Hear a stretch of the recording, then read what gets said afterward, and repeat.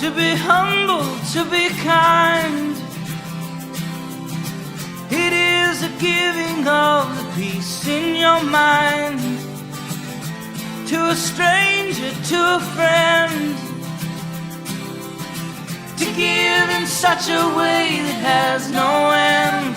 We are love, we are one, we are how we treat each other when the day is done. We are peace, we are war, we are how we treat each other and nothing more. And to be bold, to be brave, it is a thinking that the heart can still be saved, and the darkness can come quick. The danger's in the anger and in the hanging on to it. We are love, we are one, we are how we treat each other when the day is done. We are peace, we are war, we are how we treat each other, nothing more. And tell me what it is that you see, a world that's full of endless possibility. And heroes don't look like they used to, they look like you do.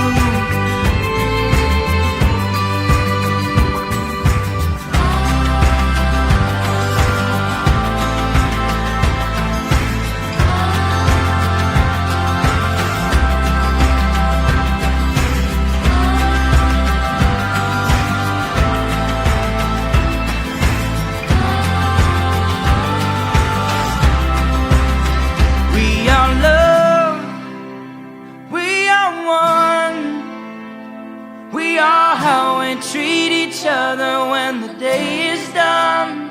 We are peace, we are war, we are how we treat each other, nothing more. We are how we treat each other, nothing more. We are how we treat each other.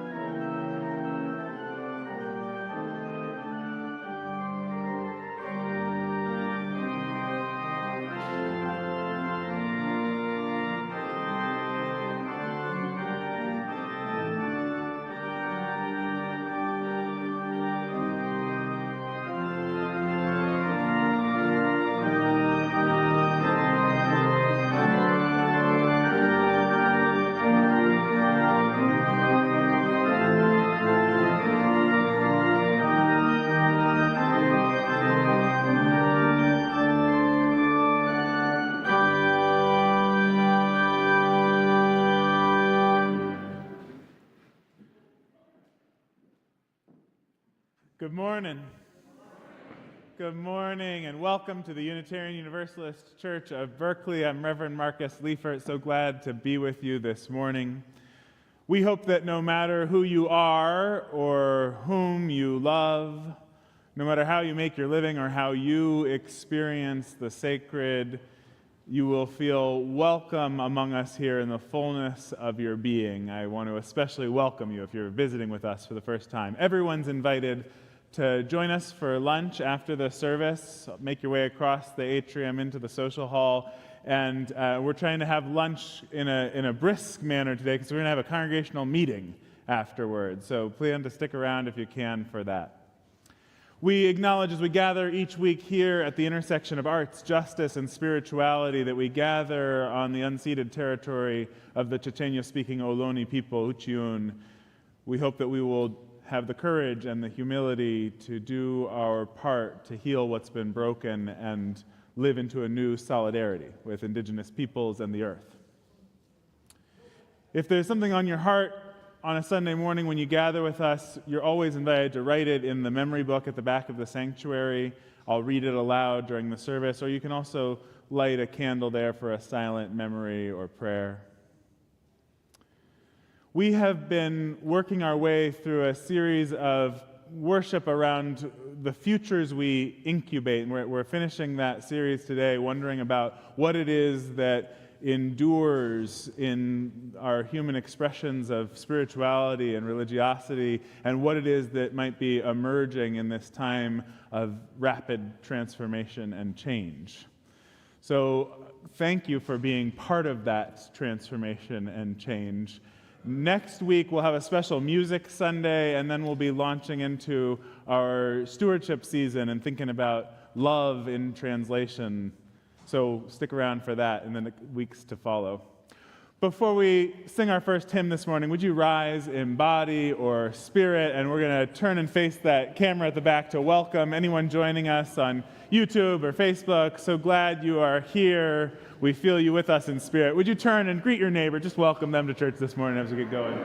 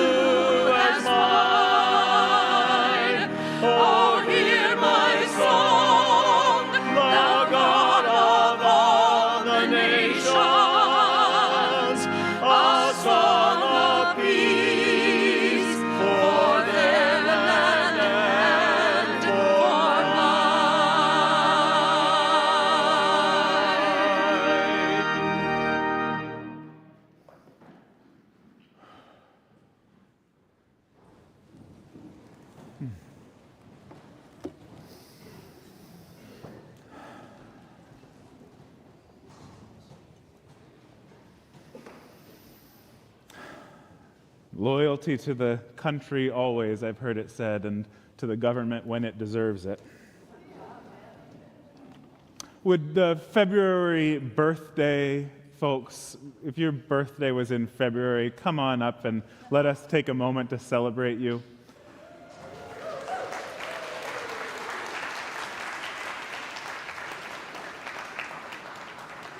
It's been our tradition this year at the end of each month to welcome those birthday folks from the month forward to celebrate the truth of our tradition, that it is a blessing you were born, that it matters what you do with your lives, and that you don't have to do it alone. We know that every one of us in this world, on this earth, is born one more Redeemer, one more hopeful life, capable of bringing love and healing to this world. So we are so glad you were born, and maybe one of you will light the chalice while I read these words by Eileen Carpeels. Out of our separate lives, we come to walk this path together for an hour or a day, for a week or a month, or a series of months and years. For this space of time we travel together, making much or little or nothing at all of the fact that another walks beside us. We can keep our eyes downcast, protecting ourselves from the pain we risk whenever we allow another human being to touch us, living safe little lives inside our sterile wrappings. Or we can reach out, risking a little or a lot or every coin we have because we believe that loving and being loved is the only game in town. The choice is ours. Those who risk much lose much, but they are also the only ones who ever win. Happy birthday. Welcome to church. Let us worship together. Go ahead. Yeah, you guys.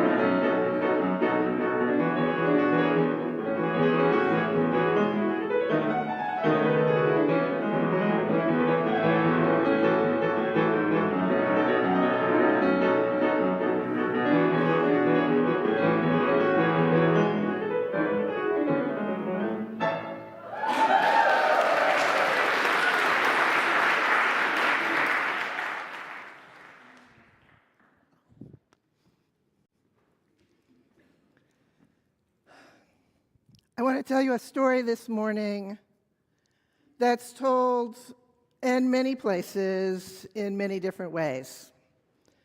See if you can figure out why.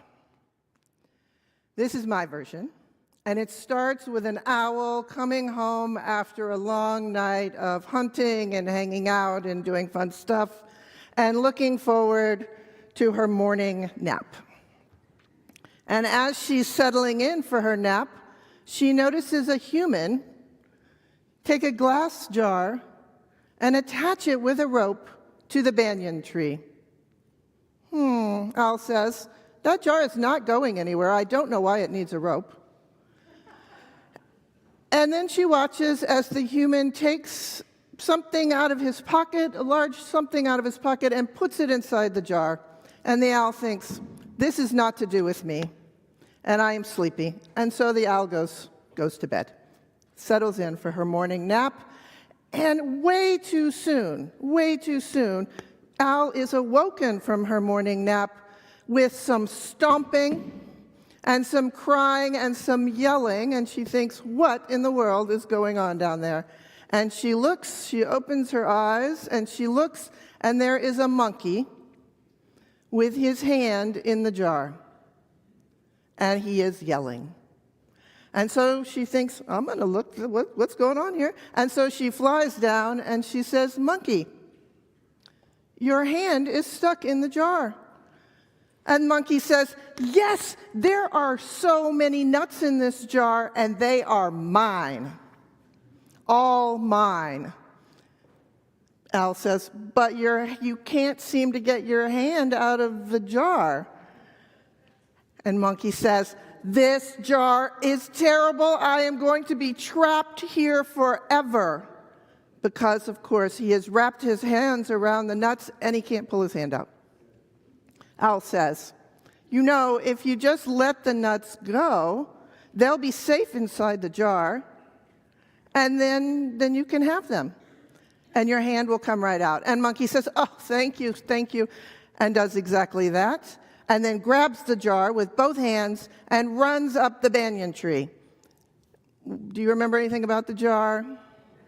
Yes, it was attached with a rope to the bottom of the tree, and so about halfway up, the rope pulls tight, and monkey loses his balance and falls down with the jar. And he says, Owl, you tricked me. I can't believe you tricked me. This is terrible. They are my nuts. They are mine. Owl said, you know, if you just turn the jar upside down, all the nuts will come out. Monkey says, oh, you are so smart. And that is exactly what monkey does. But there are a lot of nuts. Owl says, well, look, there are a lot of nuts. Could I have one? They look very tasty. Monkey says, no, they are all mine. Owl says, okay. And so monkey begins to try to gather up the nuts, but there are too many to hold even in two hands, and he is growing increasingly frustrated. What can I do? These are my nuts. I want them. Owl has maybe like a little owl smile and says, well, you could put them in the jar. They would be safe there. And monkey says, yes, that's it. They will be all mine inside the jar. And he puts them all back in. And then he says, they look so great. They're mine. I want to eat them right now. And he puts his hand inside the jar.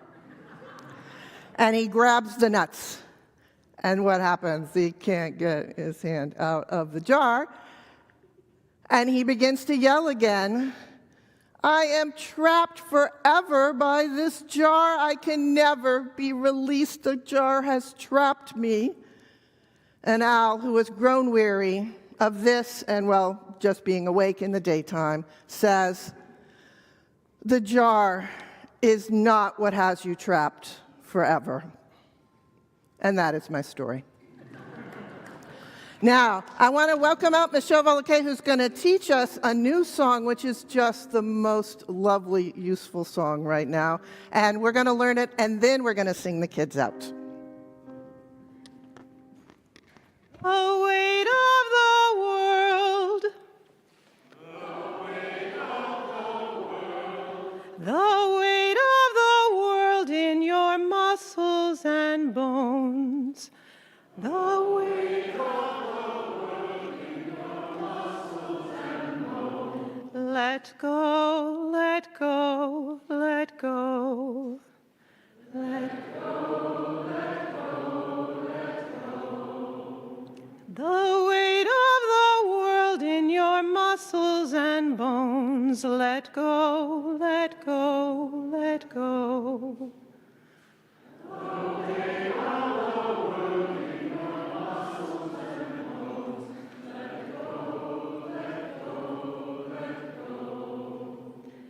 Loosen, loosen, baby.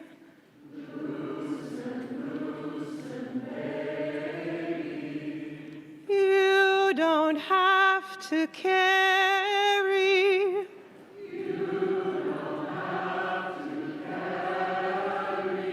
The weight of the world in your muscles and bones. Let go, let go, let go. Loosen, loosen, baby. You don't have to carry the weight of the world in your muscles and bones. Let go, let go, let go.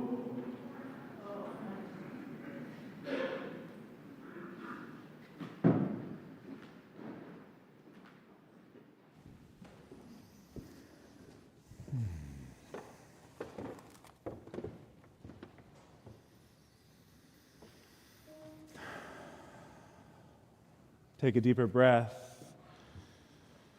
Loosen, loosen. Feel your body here and now. In this sanctuary on this earth.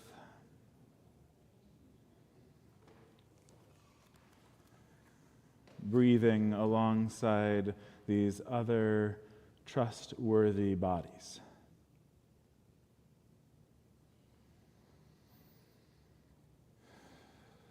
How foolish seem the plum blossoms to return this year. Don't they know the world is ending?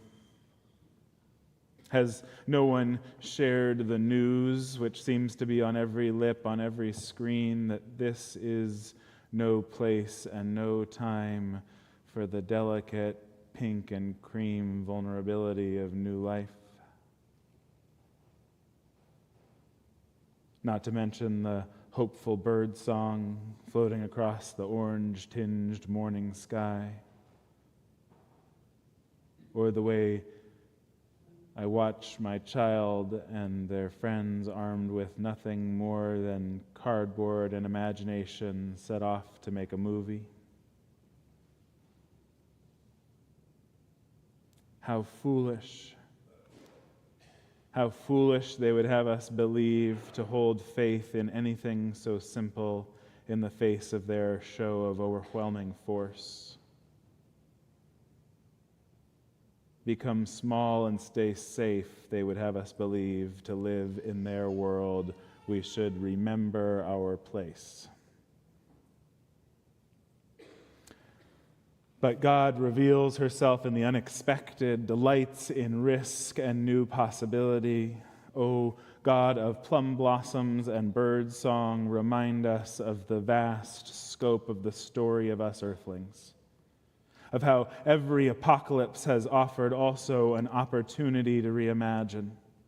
Anoint us with the courage to choose life in the face of devastating loss, to take the next bold step, risk displaying our fragile blossoms, especially when they tell us it will do no good. Here, may we know our risk-taking, our loss is celebrated as a holy sacrament, our willingness to grasp again for life, knowing we might look like fools, a renewed blessing of our humanity.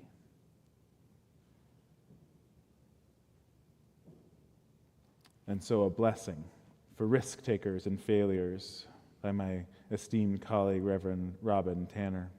Blessed are they who fall in the mud, who jump with gusto and rip the pants, who skin the elbows and bruise the ego, for they shall know the sweetness of risk.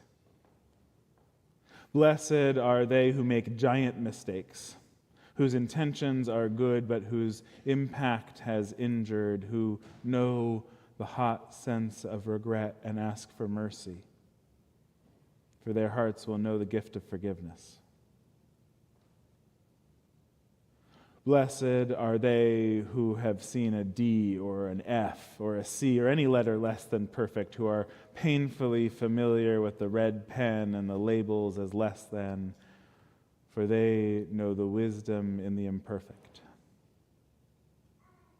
Blessed are they who try again, who dust off, who wash up, who extend the wish for peace, who return to sites of failure, who are dogged in their pursuit, for they will discover the secret to dreams. Blessed are they who refuse to listen to the naysayers, for their hearts will be houses for hope. Blessed are they who see beyond the surface of another, for they will be able to delight in the gift of compassion. Blessed are they who stop running to the race to help a fellow traveler, who pick up the fallen, who stop for injured life, for they shall know the kindness of strangers.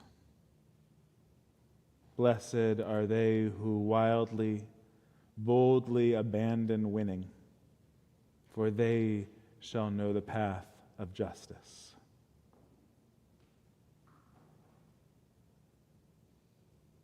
May this stillness, this quiet we share, serve to bless us each and all today.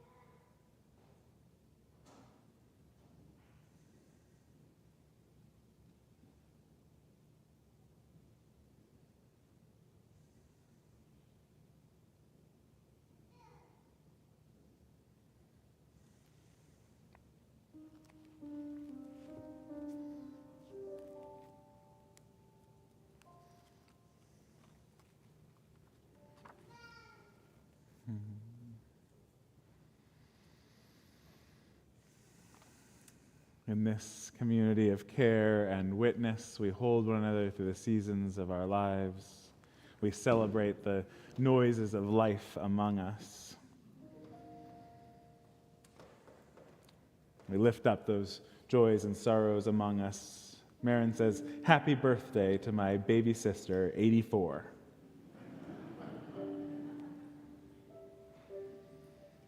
And Bob and Madeline Hall are celebrating our grandson, Kaysen's first birthday.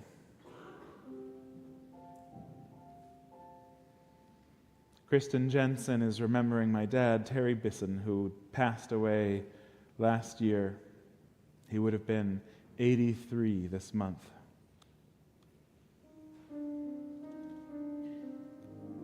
And Jack Dugan invites us, please join Suzette, me, and Paloma as we pray for my son, Sean, 56, as he begins treatment for early-stage esophageal cancer. May he be surrounded in love.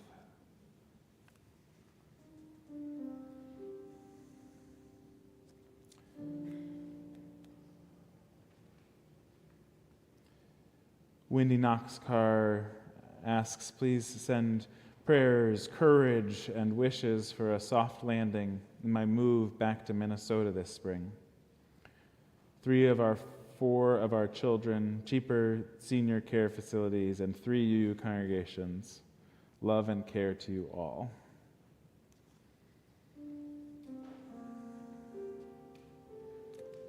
And Sheldon offers gratitude. Thank you to the UUCB congregation and board for the support and respect shown my wife, Helen Tinsley Jones, in her duties as co-president of the board over these past 2 years. Gratitude to all who have been serving and all who are willing to serve again now. I lift up also all those federal employees among us and afar who received yet another disrespectful, degrading email yesterday. May we come to our senses sooner rather than later. For all that we hold in our hearts in this place and wherever you are joining us from, may we know that what we hold here is held in the loving embrace of this community. And by that deeper, nameless love, that love that knows no bounds and cannot and will not let us go, may it be so, and amen.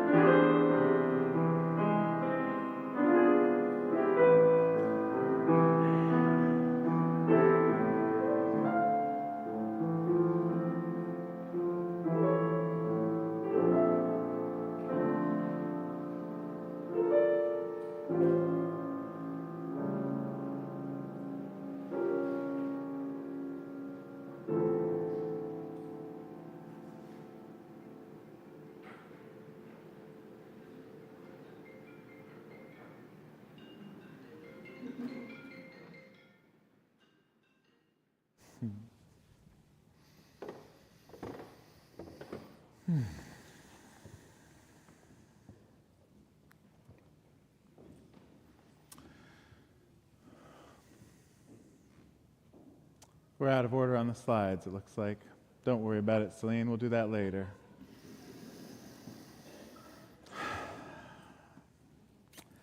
Some time ago, back actually, I think I was in my days as being an intern minister in this congregation over a decade ago, and my partner at the time, Emily, who also is a Unitarian Universalist minister, she was working with Barbara Hamilton Hallway, our minister emerita, who they were setting up the name tag table at our local conference for Unitarian Universalists to get together from all sorts of different congregations.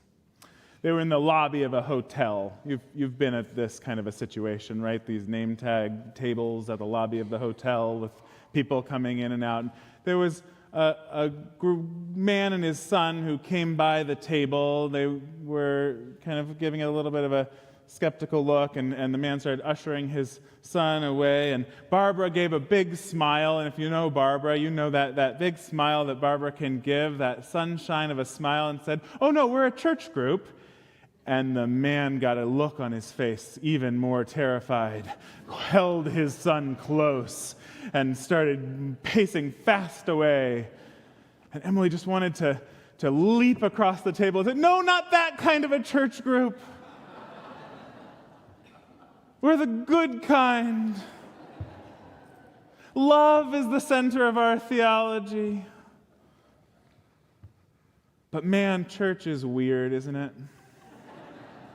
Church really is weirder and weirder.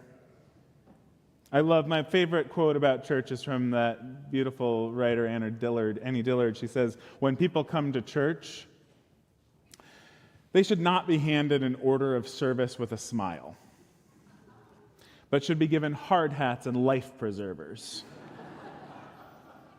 Because church should be a dangerous place, a zone of risk, a place where new birth and new life, where we confront ourselves with who we truly are and who we are being called to become.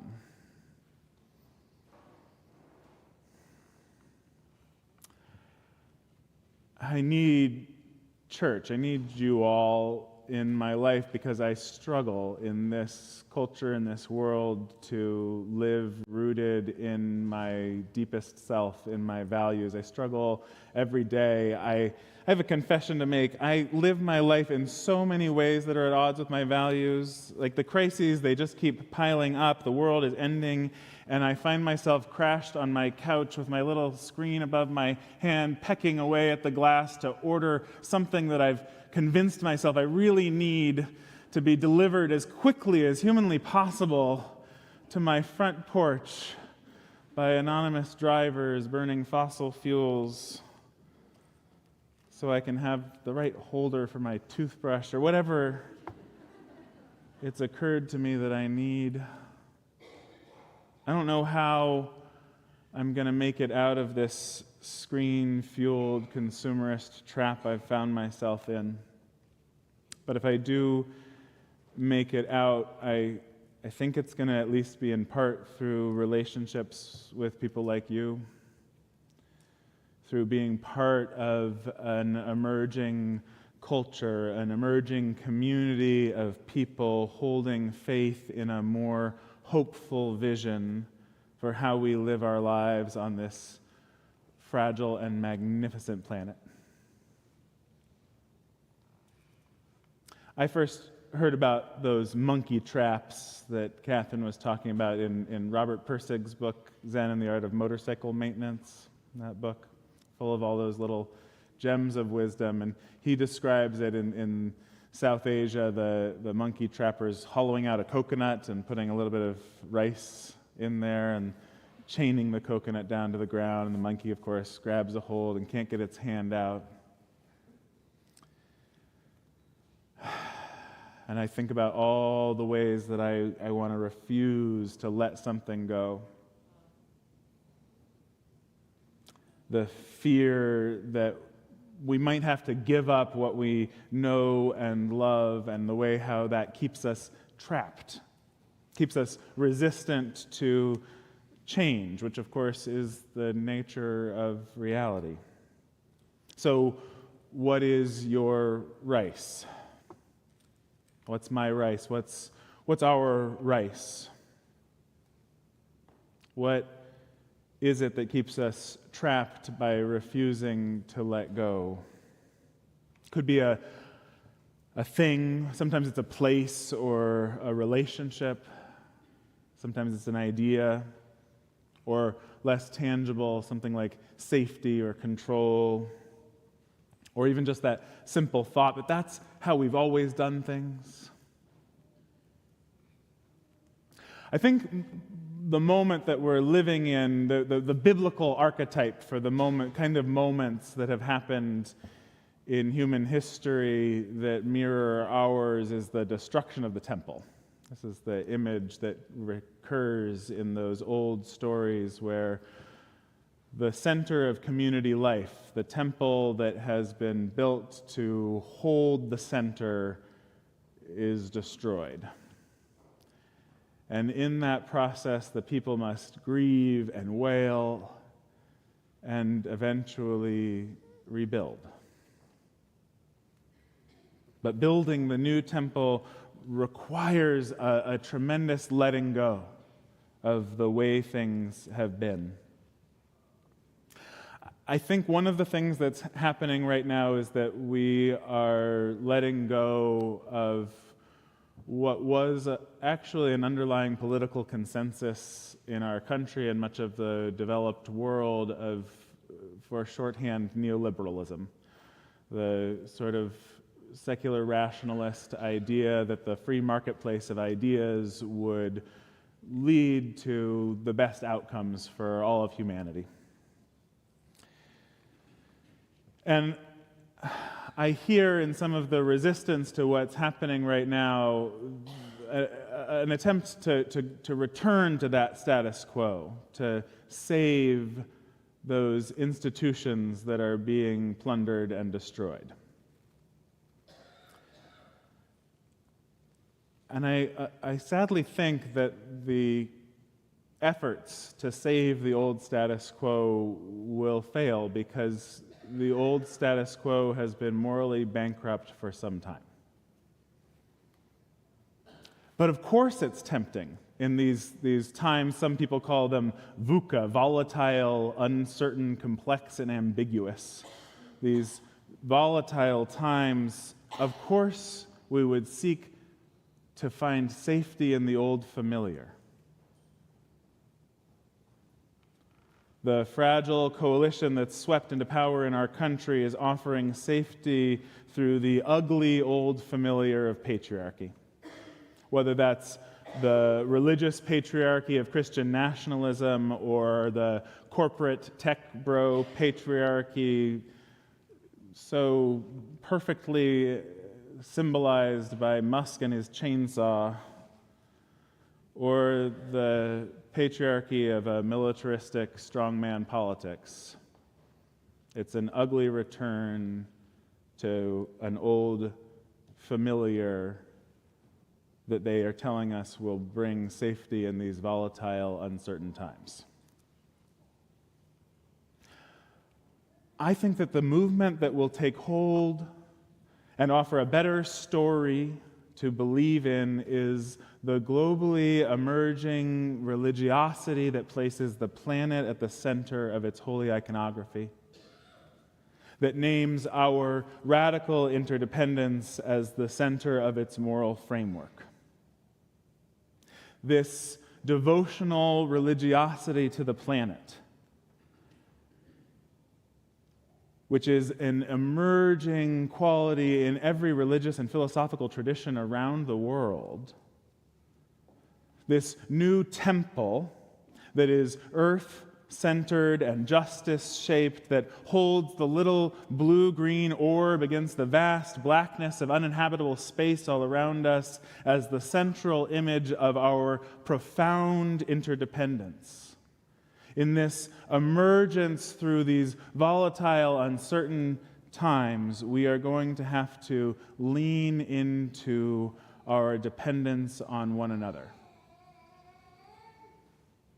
That's what this weird thing called church is actually about.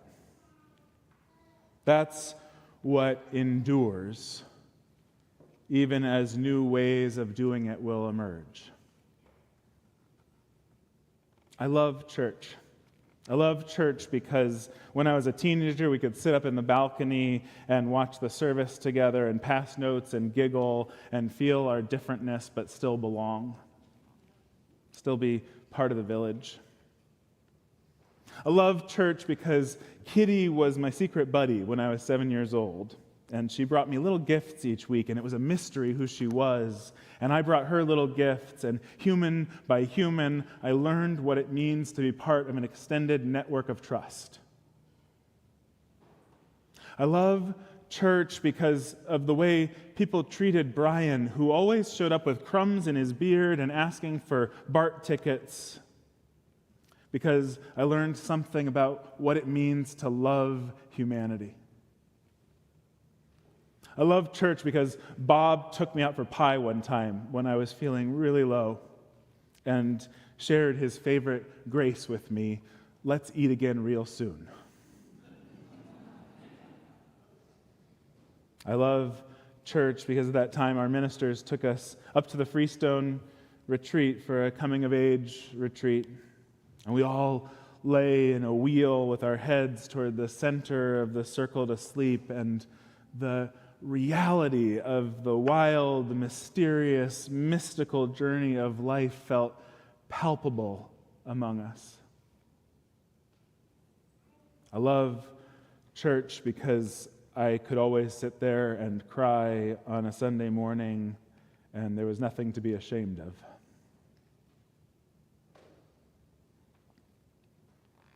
Emily, she wanted to jump across that table and tell that dad and his son about how different our tradition is, because even as church has become weirder and religious affiliation has declined, the spiritual, the community needs of people persist.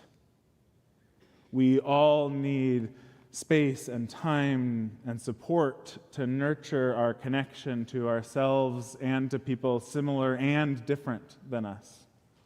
We need a place to rest, to draw renewal from the larger web of life that connects us all.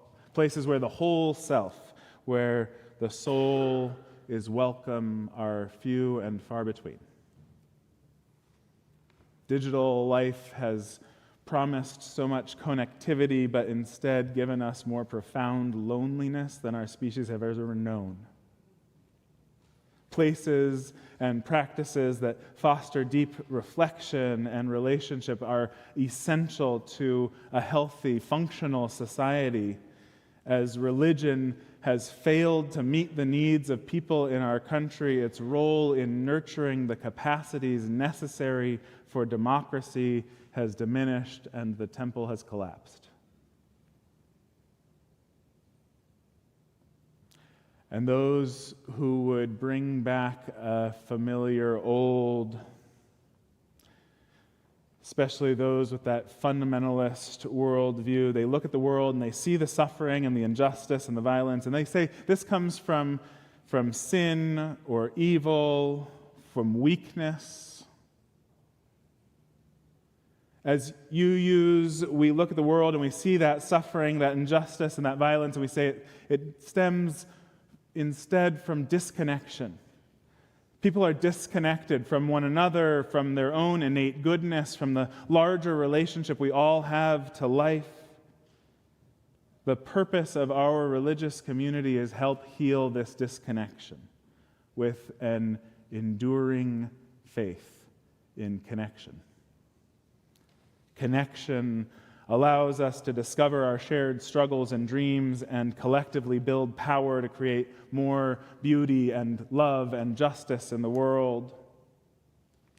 We are inheritors of a tradition that boldly proclaims we need not think alike to love alike.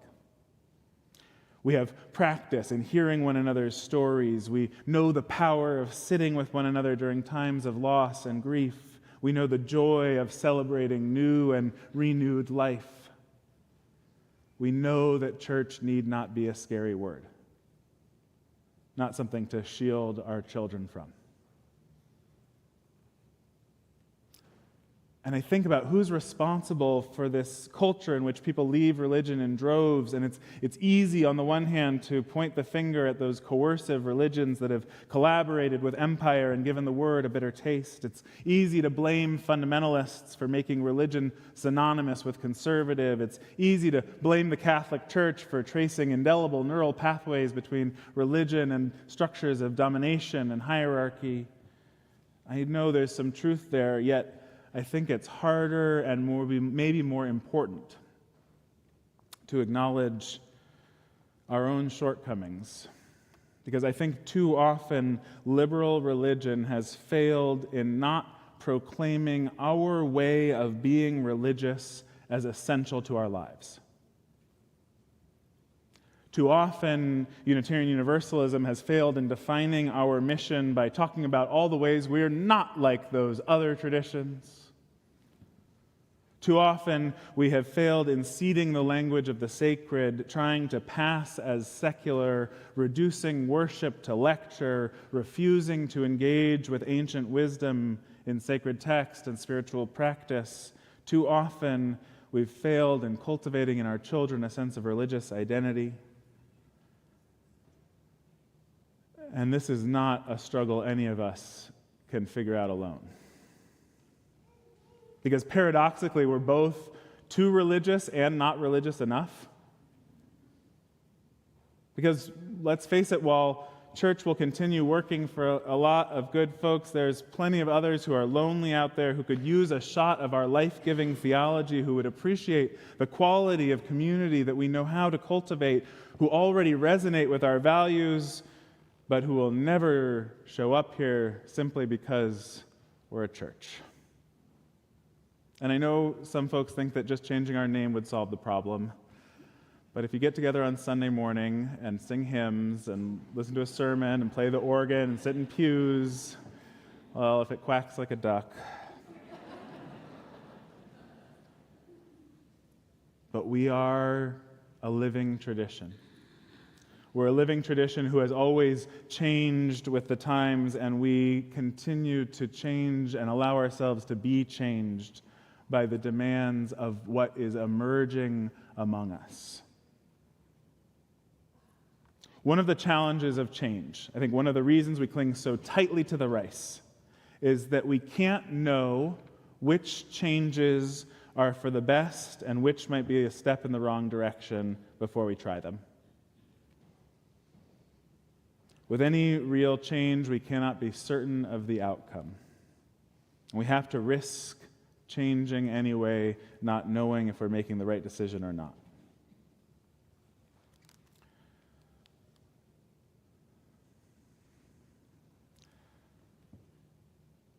And so I'm scared, I have to admit, of this new religiosity I think has to emerge. I'm scared of what it might ask of me, what sacrifice, what change, what loss, what I will have to let go of to participate in it. Did you see the article in the New York Times, it was a few weeks ago, about Grace Cathedral in the city, this beautiful cathedral? They've made a major change. They've embraced what they're calling Grace Arts, and they are using their space to host all sorts of arts events and yoga classes, and the membership now of Grace Arts exceeds by quite a few people the membership of Grace Cathedral. And yet, what is happening is part of this emerging moment of new religiosity, a return to the sensuality that was banished by many Protestants in the Reformation, a return literally to the senses, to the body.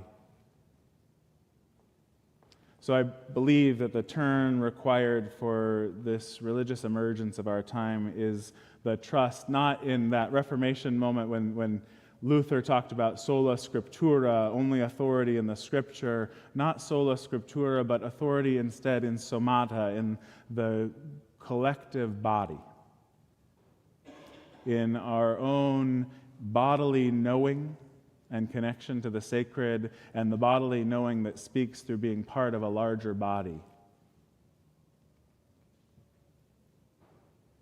Rebuilding the temple never starts with brick and mortar, but with breath and beating hearts.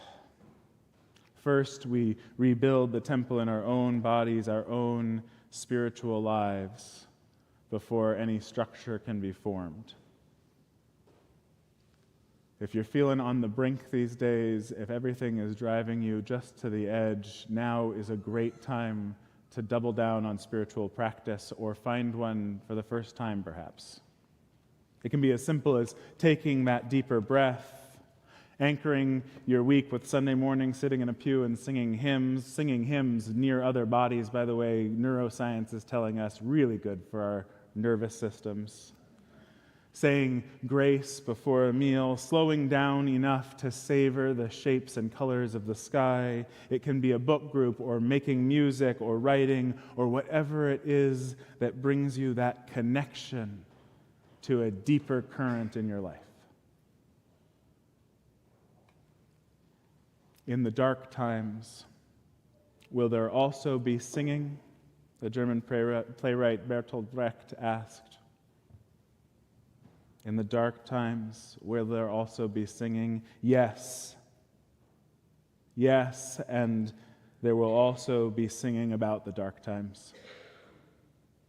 Come what may, here we will sing, body to body, and together live our way into a new temple whose shape we cannot yet imagine, yet is already emerging in our breath and bones. May it be so, and amen.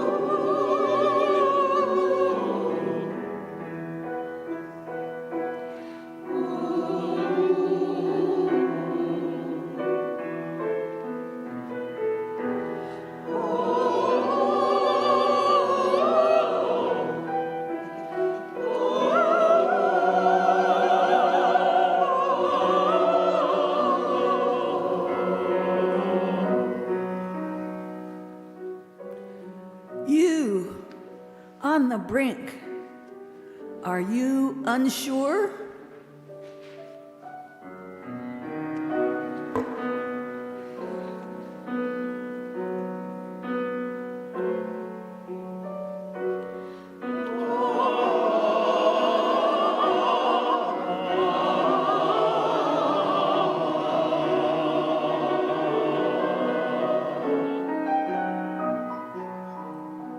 Unsure if your trembling stems from thrill or fear.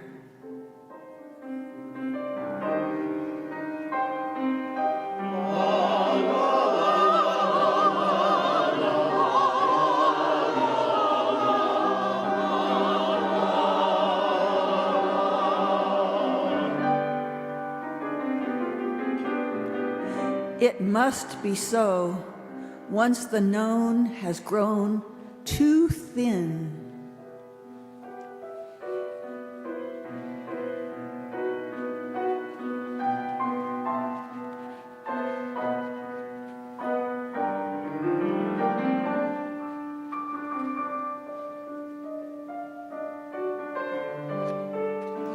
Go, let the world's magnitude take you in. A bird does not interrogate the unfamiliar sky, but forsakes the nest there to belong.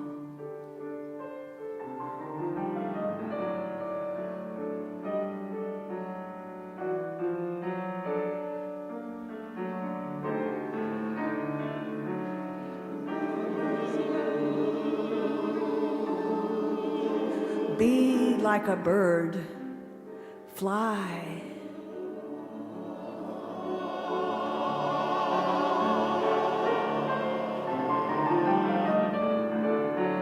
To learn flight.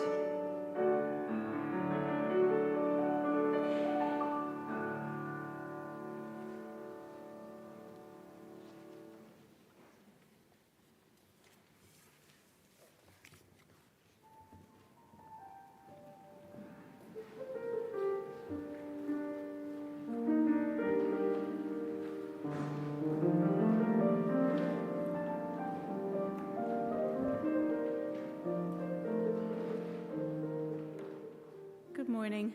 I'm Celine Fabiano, and I'm the Secretary of your Board of Trustees. In our covenantal community, we share the responsibility for pursuing our mission by giving generously of our time, talent, and treasure. I invite you to support the work of our church. You can do this by giving electronically by scanning the QR code on the back of your badge, or by putting a cash or check donation into the donation envelope in back of the pew in front of you, and then put the envelope into the donation box beside the fountain in the atrium as you leave the service. Each week, half of our offering is shared with a nonprofit Good Neighbor organization. The Good Neighbor for this month is Through the Looking Glass. Through the Looking Glass serves people with disabilities throughout their lives as children, parents, and grandparents. Their mission is to provide and encourage respectful and empowering services guided by personal disability experience and disability culture for families that have children, parents, or grandparents with disability or medical issues. Will you join me in rededicating ourselves to our mission? We dedicate our offering and ourselves to the mission of this congregation, to create loving community, inspire spiritual growth, and encourage lives of integrity, joy, and service.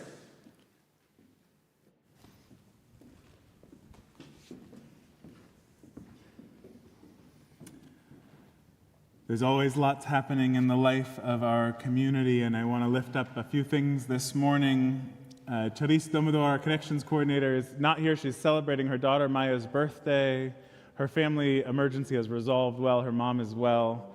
But she wants you to know that we're updating our visual identity. She's been working on a new logo for us for some time, and we're going to change over everyone's name tags. And it's going to be chaotic and messy, I'm sure.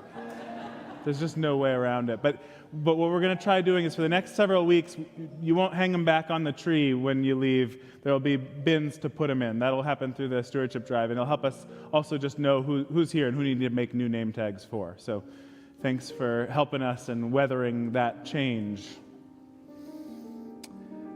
Today after the service, we have a congregational meeting. Please stick around. Come on back in after you have lunch for that if you can. We'll be celebrating members of our community, introducing our interim executive director, Sharon Dolan, who I'm really thrilled has been working with us the last couple weeks now, and electing new members of our board of trustees. Catherine J. is going to offer a course, and I'll help out a little bit as well, to talk about sharing the pulpit, getting people who might be interested in preaching a sermon sometime in the summer, or sharing just a message during a service, sharing a little reflection of your own life's journey. That's kicking off on March 17th, so consider if you might be interested. If you have kids or know kids who might be interested in a week of Unitarian Universalist religious education in the summer camp form, we have Chalice Camp coming up in August. It's the first full week of August, and now's the time to register, so invite people if you can. And then just lastly, in a couple weeks, will be our stewardship kickoff, March 9th, and there will be a chance to make blessing bags with Beth Jurdy after the service. Will you now rise in body or in spirit, and we'll sing together our closing hymn, Come and Go With Me to That Land.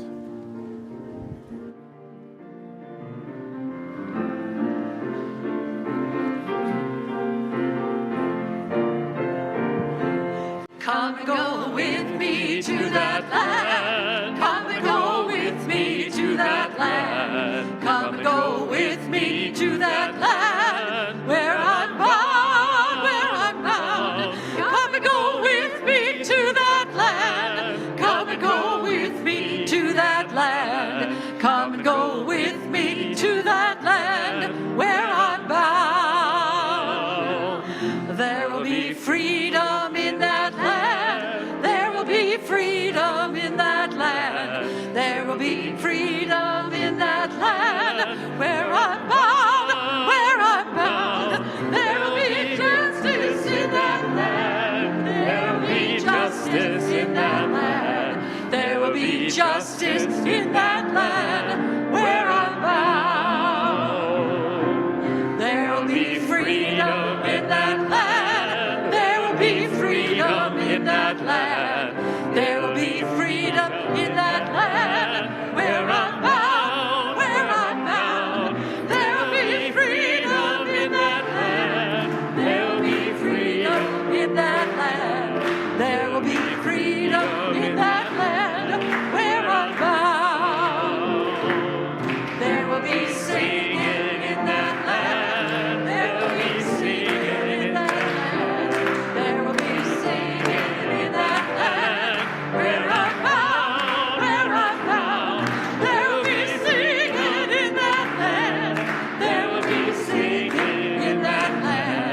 There will be singing in that land where I'm